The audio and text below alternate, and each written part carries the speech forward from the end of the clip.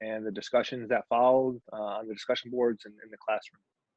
In one of your interviews, you mentioned that your intent with the book is to take the reader on a deployment, and I can attest that after reading the novel, we all felt like we could use a cigarette, one of Hawk's cups of coffee, and maybe even our own magical mystery tour. But the first time I read this book, I was a second lieutenant prior to my first deployment, and while I conceptually understood a lot of the lessons derived from the book, reading it again after my first combat deployment, you really can see yourself and your men and your leadership all over the pages, and it really pierces you down to the core.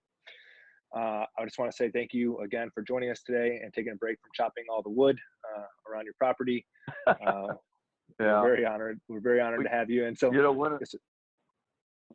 I was going to say, one of the things that's been quite interesting to me is I've had people from, the Dutch Marines, the British Army, SAS. I've had people from all different organizations, and obviously, 50-year difference in the wars, and they say nothing changes.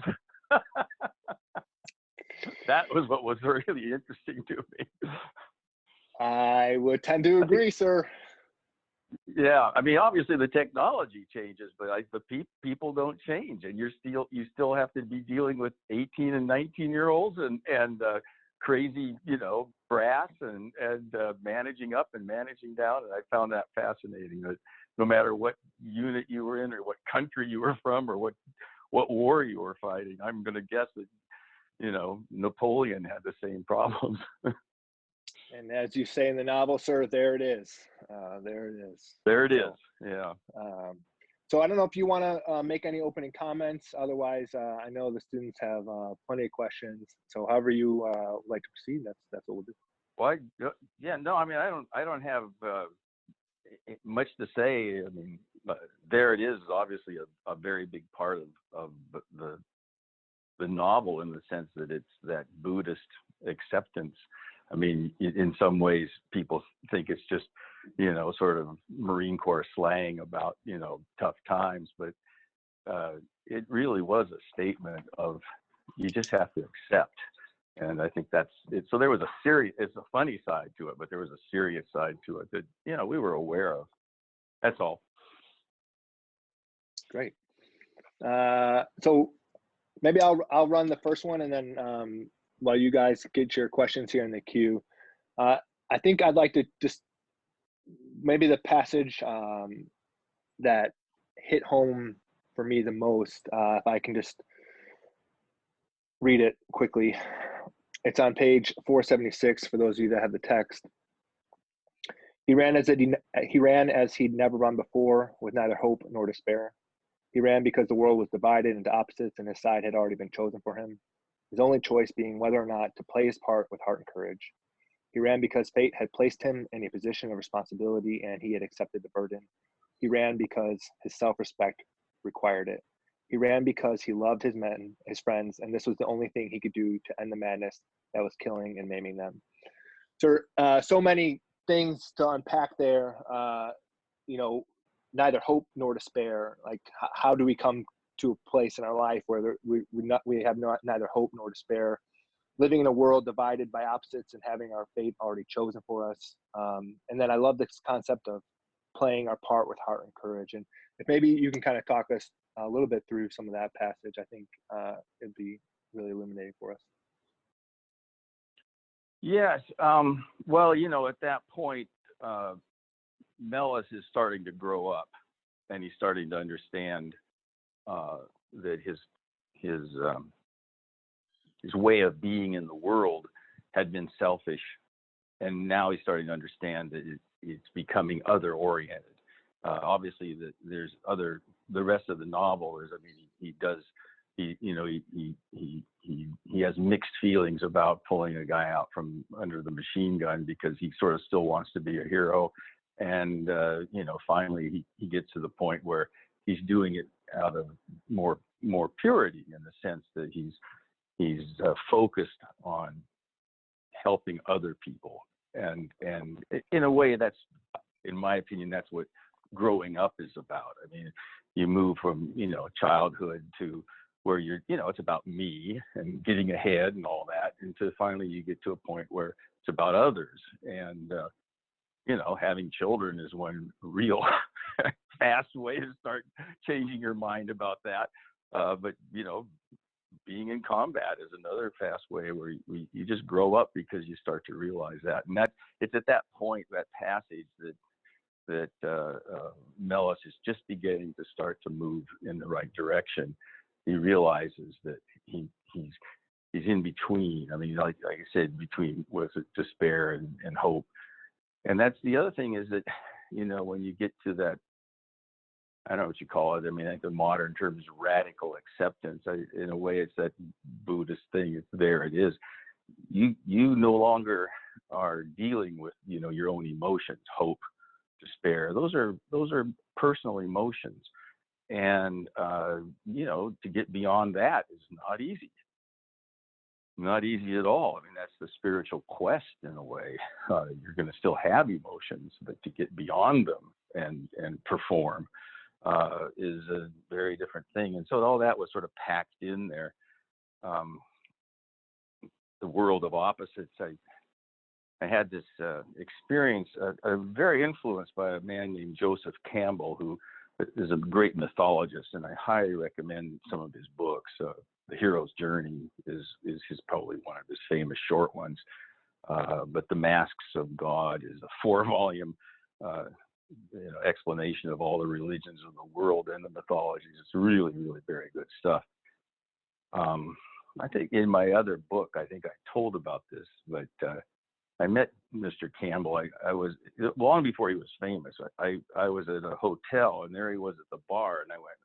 It's sort of like, am I going to ask the girl for a date? It's like, I don't know if I can gin up the courage, because he's going to probably look at me like I'm crazy. But anyway, I went up to him and I said, Mr. Campbell, I've always admired your work, and I just want to know if I could buy you a drink. And he just turned to me and says, hell, I'm Irish, aren't I? And so I bought him a drink, and we proceeded to drink. And that night, and this was, years ago, we drank a lot at dinner, and I started to kind of unburden a little bit about, killing people. And he then, that's when he had said this to me. He said, look, the guy you killed had no choice that he was born in some village in North Vietnam.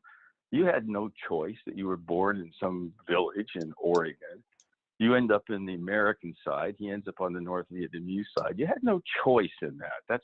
The world is divided into opposites, black and white, good and evil, and that's the way the world is. What you have to ask yourself is, did you act with a noble heart? I broke down crying. Because that was the essence of it. I mean, in all of that turmoil, was I still trying to act with a noble heart, do the right thing? Yeah, and you fail, but were your intentions right? And that's a big part of the novel, is when does Mellis's intentions, he's flawed, he's like all the rest of us, he's not perfect, but we can have good intentions. That's under our control. And that night, it was in Oakland, California, was a big night for me. So it's pretty remarkable that you had a mystery tour with Campbell. That's yeah, absolutely, yeah. And last time we talked, you mentioned that I did an okay job with the close reading on that first sentence, but the one thing I maybe missed is that very notion of the hero's journey, Campbell's hero journey. And to me, it's incredible that you start that on page 1, sentence 1, and page 476 at the final paragraph. We're finally making that transition, and that's quite an arc that is obviously pretty incredibly done. Yeah, it was one of my worries was that the arc was too long. I'd lose the reader. Luckily, I didn't. But that just goes back to the craft. I mean, I knew where I wanted Mellis to end up, and how fast do you do that, and at the same time try and convey some realistic sense of what it takes to take a 22-year-old kid, and I'm sorry, all you guys, you're still kids in my mind, and have them transform. I mean, in a very short period of time. That novel starts on, I think it's the 3rd of January and ends on Easter Day. That's all plotted. That's all. If you take all those 99 days in a wake up and you add them all up, you can actually tell exactly what time has passed. I mean, I was very conscious of that. And so in a 3-month time period, you have to move an individual from self to other. And that's, I was just worried that technically I couldn't maintain it. It was a big challenge, artistically. Well, we're all in. And I should mention, sir, that we have Colonel Smithman on the line. He's a senior Marine at the Naval Academy. He's joined us for today's class as well. Great. And sir, so Colonel Smithman, I know you, if you have anything for us, otherwise I'd like to open it up to the mids and hear our thoughts and our questions. No, absolutely. Sure. I look forward to the conversation. Mr. Marlantes, I'm a big fan and have always enjoyed your work. So thanks for making the time for these future warriors. Okay, I appreciate it. I'm very happy to be here, at least electronically. All right, mids, go ahead and jump in.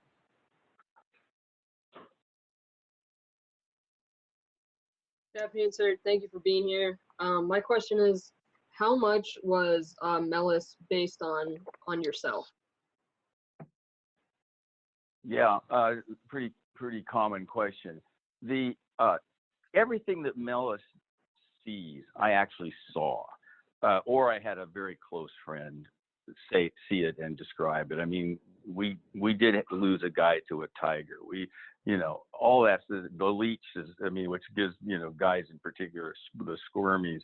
That happened more than once, and all those things happened to me.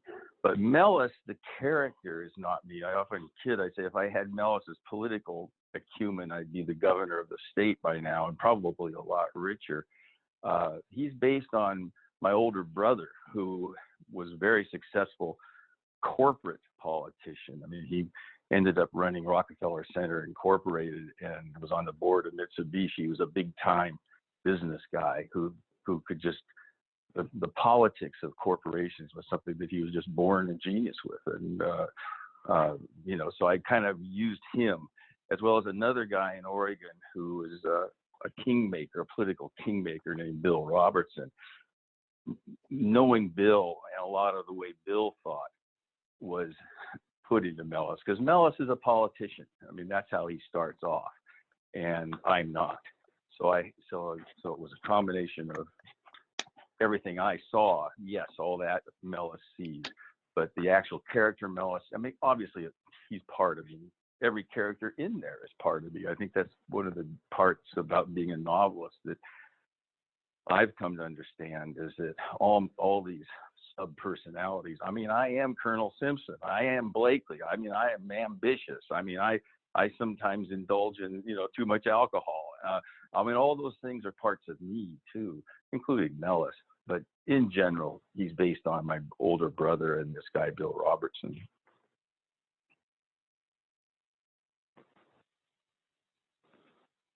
Thank you, sir.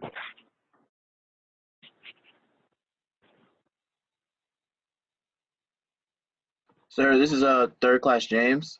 I had a question for you about what do you think the racial tension that you guys experienced over in Vietnam, how do you think that affected you in your unit, and just kind of what it did for the team?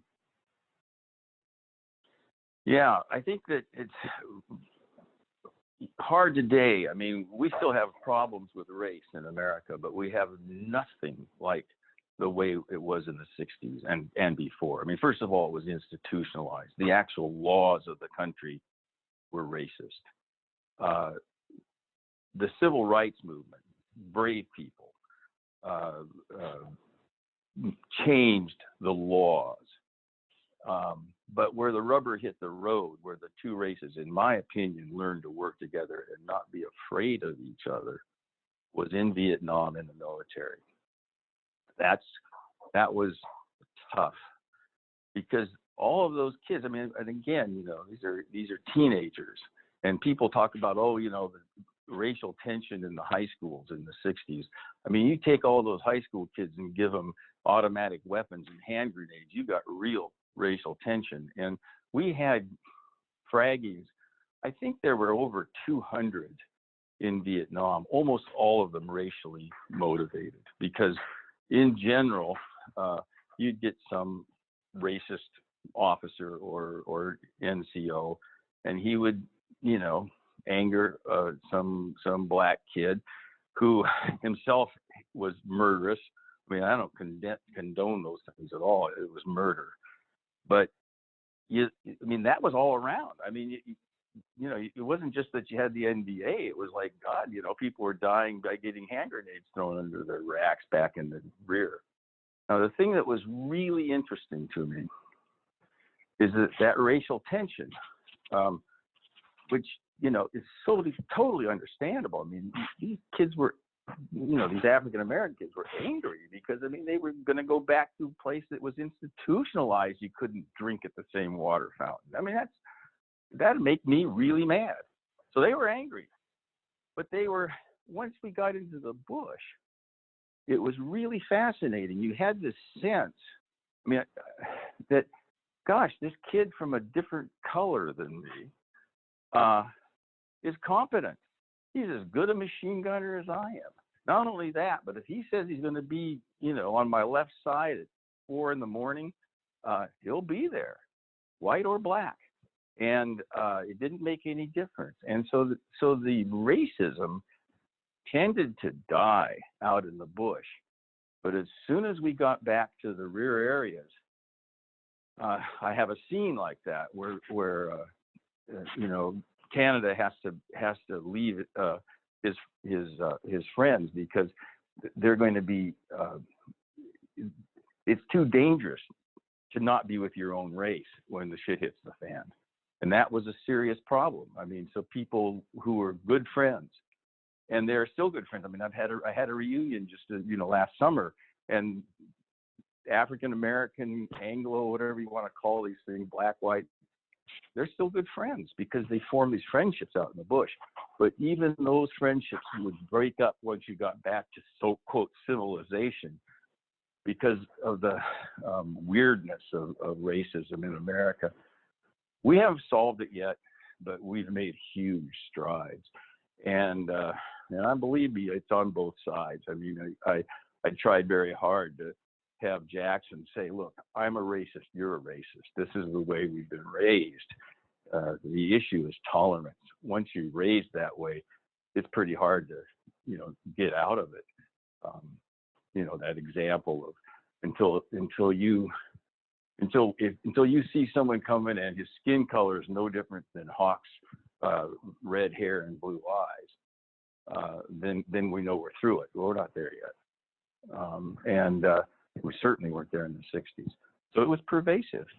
But like I said, it was, I don't know, heartwarming that once we started to operate as a unit out there in the jungle, there was no problem whatsoever. Everybody was greedy. I mean, it was really quite an interesting phenomenon. As soon as we got back to, quote, civilization, end quote, turned back into racist and black and white again. It was a very odd and tough time. But I do give the military kudos because it was not easy. People were killing each other. That's real racial tension. Thank you, sir. Yeah. Sir, thanks. We talk about how in the Marine Corps we're just all different shades, variations of green. One of my midshipmen, Sam Webb Martin, she's having audio issues, but she typed in a question, and I don't think you can see it, but so I'm going to relay for her. She's one of our best and brightest English majors, and she says that at this point she's become very familiar with the writing process, and she was hoping you could speak to your experience writing and editing Matterhorn. How did you arrive at the complete point, and what, if anything, did you learn from the journey of refining this work? Thanks, Sam. Oh, wow. Well, the genesis of that novel, I mean, now I'm a pro, right? I mean, I know how to do it better. The first attempt at Matterhorn, it was in first person, and I just,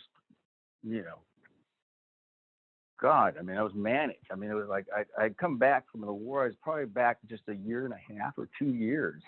I was over at Oxford and thought, well, I'm going to write the great American novel about the war. And so I sat down at a typewriter and just whipped out 1,700 pages, literally 1,700. They were A4 pages, so they were a little smaller than our 8.5 by 11s, but it was a lot of words.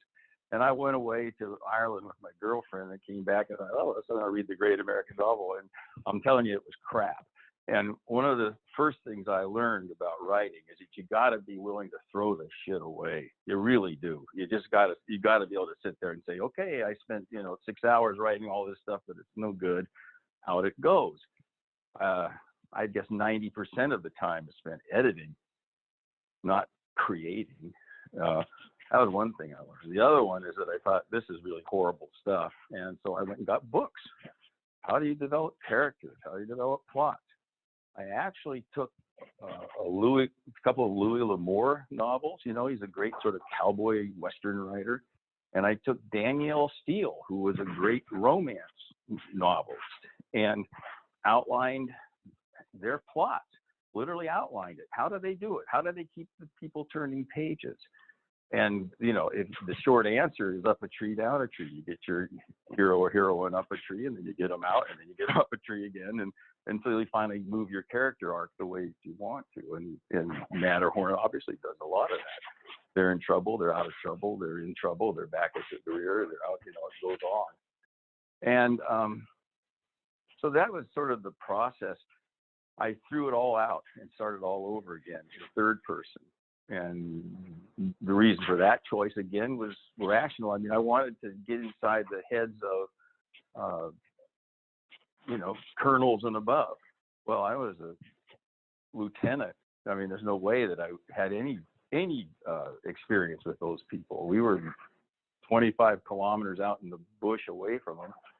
Had no idea what was going on. I mean, I talked to people who were on staffs and learned about things that they were thinking about, and then I was able, because it was in third person, to actually,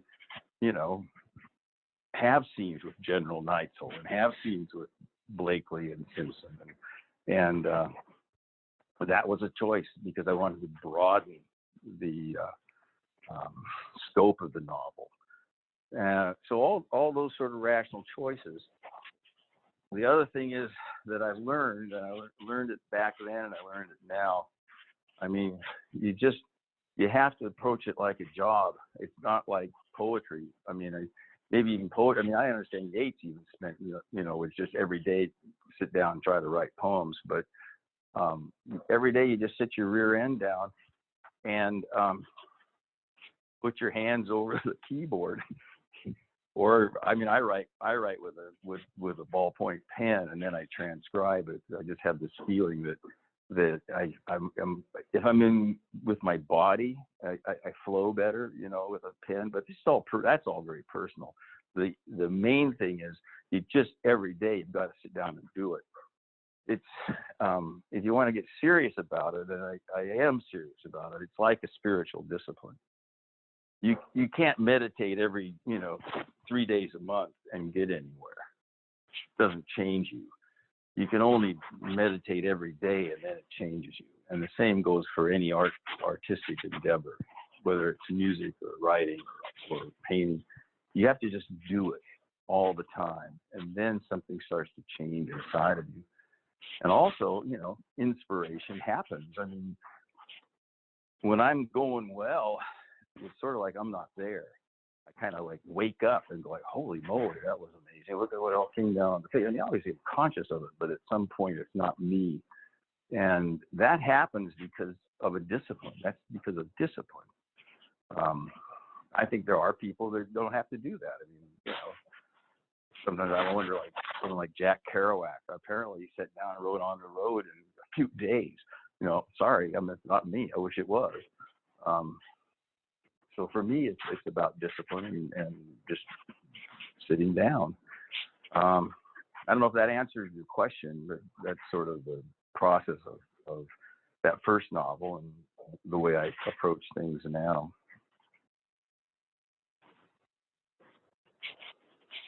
Yes, sir. I think that definitely gives us some incredible insights into the writing process. And 90% of writing is just the editing and the discipline. And I think that really opens up our aperture and our perspective on how that went. So thanks for sharing that. Next question. Yeah. Sir, I have a quick question. First off, thank you for joining our class today. I really appreciate it. Major Schumann showed us an article earlier this semester about inarticulate grief. And one of the quotes from it is a soldier saying, "I know how to honor them. I know how to fold the flag, but I don't know how to cry for them. I can't feel the sadness." And I was wondering if you could talk to us about some of your experiences with this idea of inarticulate grief and how we can help people that might be going through this problem or dealing with it ourselves. Yeah. I think first of all, the overriding emotion of war when you're done, when you come home, is sadness. That's, to me, is what it was. And I've talked to friends of mine.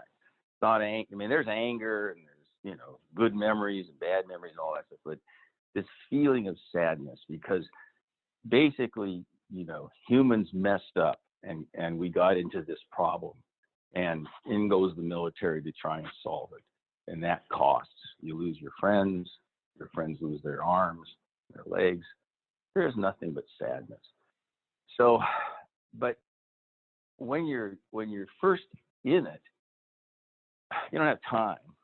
I mean, in combat, you don't have time for any of that, because you just got to get ready for the next event. And it's only in my opinion, when I got out. Now, anger is something that comes because I think that's a natural reaction to being threatened. And as officers, I think one of the key things to do is to try and keep yourself and the people who are underneath you from indulging in that anger. I mean, I think it's really important that you manage that. Even if you feel it, you've got to manage it. You can still stay in control of it. So that's an emotion that happens in battle, and atrocities occur if it's not managed. And I talk a little bit about that. The grief, I think that it took me a long time. I mean, I can remember talking to my friends who I'd served over there with. I mean, by this time we were in our 30s, and hey, what's all this bullshit about, nightmares? Do you have any nightmares? I don't have any nightmares. No, God, no, it must be just nonsense. I mean, God, what the hell? We were real cocky. It didn't bother us at all. Well, 10 years later, we're all falling apart. Some people are doing too much alcohol. Other people are, have had 2 marriages. I mean, bar fights, getting thrown in jail because that post-traumatic stress starts to kick in. And it took a while, because you consciously have to numb yourself to get your job done. And then, quite frankly, it's easier to keep numb. But boy, the costs of that are real high. And I think that the way that you have to approach it with other people is you can't start out with something like, how do you feel about that? I have to tell you a funny story. There's this VA psychiatrist that I went to see, and she was great, Sharon Rapp. And she'd say, well, how do you feel about that? I go, I don't know. Well, then, this happened, and then my friend died. How do you feel about that? I don't know. And one day she got mad at me. She said, all right, Marlantes. She says, here's the way it's going to be. I'm going to ask you how you feel about something, and you are going to have to answer one of 2 ways, good or bad, happy or sad. Okay, how do you feel about that? Happy or sad? And she started me with baby steps. I'm not kidding you. You know, well, my friend died. Well, how do you feel about that? And I would have said, I don't know, which would have mean block it. And she would force it out of me. Does that make you happy or sad? That makes me sad. Okay, start one. The other thing about dealing with people from combat is that you start them out with simple things, not even emotional. I mean, because you see, the problem that I always see is that we treat combat veterans, whether we're still in the military ourselves, people who have been in combat, they're sort of different, right? I mean, you know, you have respect for them, and they're not you, and they're not like you because you haven't been there yet. You haven't, quote, seen the elephant, end quote. But you still want to communicate, but you can't treat them as a class because then they're not individuals. You can't say, "Oh, combat veterans, that's just a class," and you know, so you guys are like this. You have to approach people as individuals. Okay, where were you? What was your job? What did you eat for breakfast? Was it hot? That's the way you start, because now you're talking to an individual. And it takes some time, but the individual eventually is going to start to say things like, you know, and then I lost my friend. And then you can ask, how did you feel about that? And so, I mean, I think that's the way I approach it. Sadness is the issue. If it's not the issue, you got sociopaths on your hands, because there's a lot of killing and damage going on. And I don't think there's no other appropriate emotion for it once it's behind you. As I said, when you're in the middle of it, all kinds of emotions that you have to learn how to control. Thank you, sir. Good afternoon, sir. This is Midshipman First Class Ripley. Myself and a few of my classmates on the call are fortunate enough to be selected to join the Marine Corps post-graduation in about a week. I myself head to TBS in June. You mentioned in Matterhorn and also in the Ken Burns Vietnam documentary that TBS is essentially just a finishing school. I was wondering, sir, if you could give me and my classmates the number one lesson you learned that you would not have been able to learn at TBS. What I learned in combat that I wouldn't have learned in TBS? In combat or really anything, sir. Anything that you do. Yeah. Well, what comes to my mind right off the top is that we're mean animals. I mean, I think that learning that, accepting that, is the first step toward being able to be an effective warrior. Is that you have to see that of all the animals on the planet, I think we're the only ones that murder each other. I mean, there's fights for dominance, but I think that if there's any deaths, they're accidental. I mean, we're like I said, we're a mad monkey. I mean, that's in Matterhorn. I think that was one thing that I had to learn, is that I myself have all of these really, really bad tendencies, because civilization is an attempt to try and control that stuff. And believe me, I found out it's a very thin spider web. You just watch a mob. If you've ever been around a mob, that spider web is broken so fast because it's this part of us, this dark part of us, shadow part of us, is what you would call it, is right under the surface. And if you're not aware of it, you're dangerous. If you're not aware of it, you're dangerous. And you don't learn that in the basic school. You don't learn really how mean you can be until you actually gun down someone who's trying to surrender. I think that then you go like, oh man, that's I just did that. Whoa. So that's something that I think only in extremis are you gonna find out who you are. And it's an interesting issue, because in my opinion, once you accept that we are the meanest animal on the planet, only then can you get it under control. because it's unconscious. If you're not conscious of it, it'll come out and you'll commit atrocity. You'll gun down somebody who's trying to surrender. And that's a small atrocity in war. I mean, there's been a lot worse. So understanding that you can be evil is the only way to stop being evil. And that is something that I think only growth, self-reflection, experiences that indicate to you exactly who you are. All of that is really important. And I think it's a big lesson that has been important in my life. And I learned that in Vietnam. I didn't learn that in Virginia. Thank you, sir. Good morning, sir. Midshipman, third class Samantha Haywood here. Sir, thank you so much for joining our class today. We've talked in class this semester about how there were expected ambushes in combat, and there were also unexpected ambushes that occurred between the men on the ground and higher leadership in the battalion.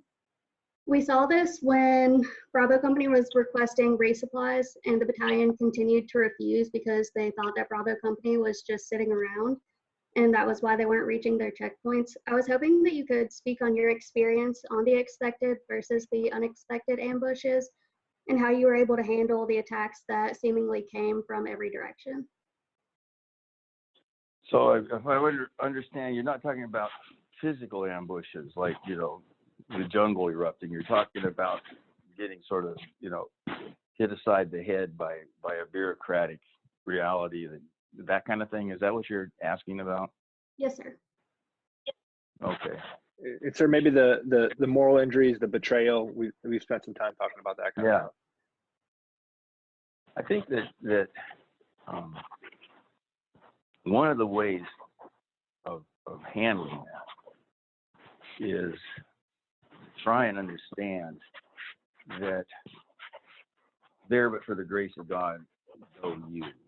In other words, these people that are 35 miles from the action make big mistakes because they're not on the ground. They really don't know how steep the hill is. I mean, you can't tell how steep the hill is once you're 500 feet above it. You can't tell. But by God, when you're on it, you really, really do know how hard it is to get up it. And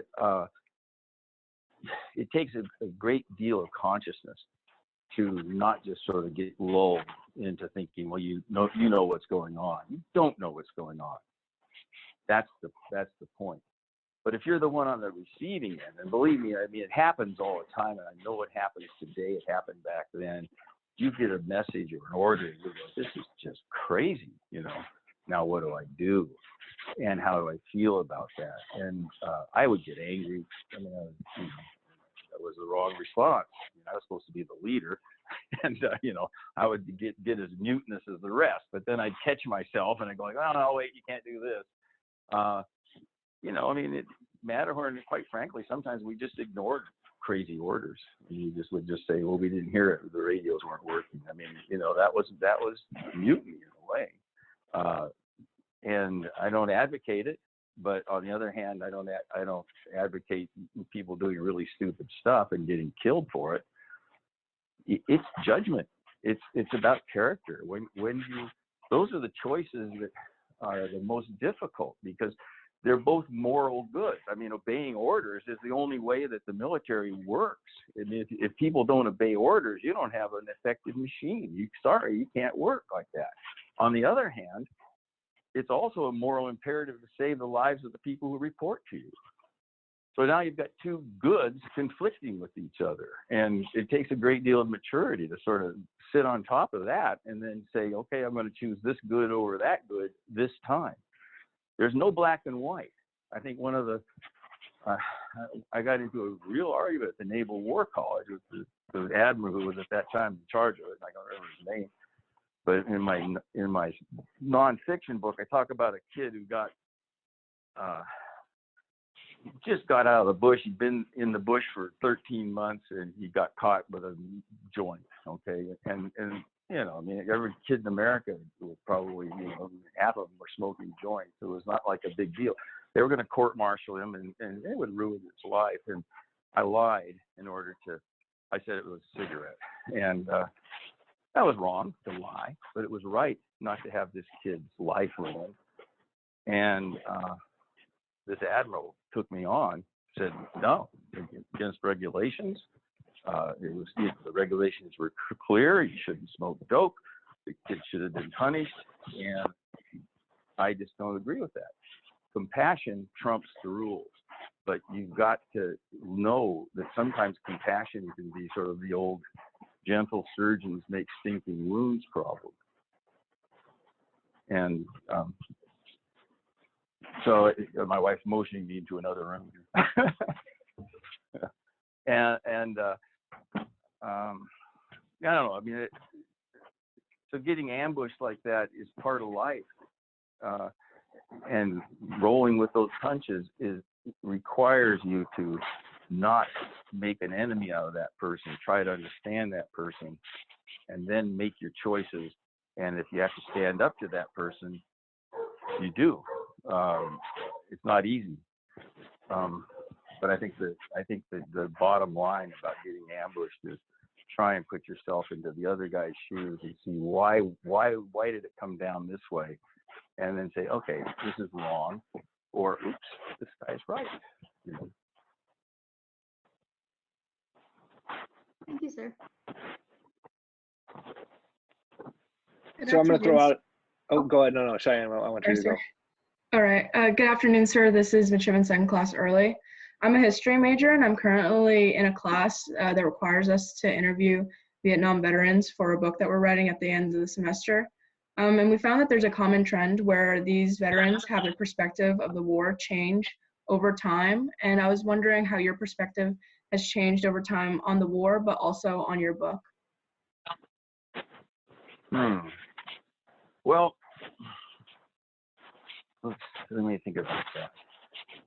The war, my perspective on the war didn't change a whole lot. I mean, I was, at fairly, crusty Ivy League school, Yale, and then I was very briefly at Oxford, just a few weeks when I finally sent my letter in to get back on active duty at the Marines. And so I was exposed to a great deal of anti-war sentiment before I went over to Vietnam. And I had more or less come to the conclusion that it was really stupid. I mean, it was wrong-headed. What changed is that I don't think it was done out of evil intention. The people that were the decision makers were World War II veterans, and they fought against dictators who were seriously trying to take over the world. And so when they saw, communists, trying to quote take over the world, they just sort of lumped them all together. They didn't see that, in my opinion, a great deal of the Vietnamese cause was just get the Europeans out so they could run their own country. And there happened to be communists who took it over, who were really sons of bitches. I mean, they did horrible things. And I don't make any excuses for that regime. But what I do say is that our own side got into it out of making a mistake. That's different than we're going to go over there and, bomb children, which is the way the left portrayed it. Where I did come to change a bit was I found myself quite angry about the fact that in 1965, McNamara wrote a memo to Johnson saying this war is unwinnable. And at that point, I think we had something like 2,300 dead. From that point on, we killed another 57,000 of us, and didn't have the courage to just say, we're going to get out, because politics came involved. Well, we got an election coming up, and you can even hear, the Ken Burns documentary did a great job of that. Kennedy, Johnson, Nixon. It didn't matter what party they were. They were trying to, manipulate the way it looked because they wanted to get elected.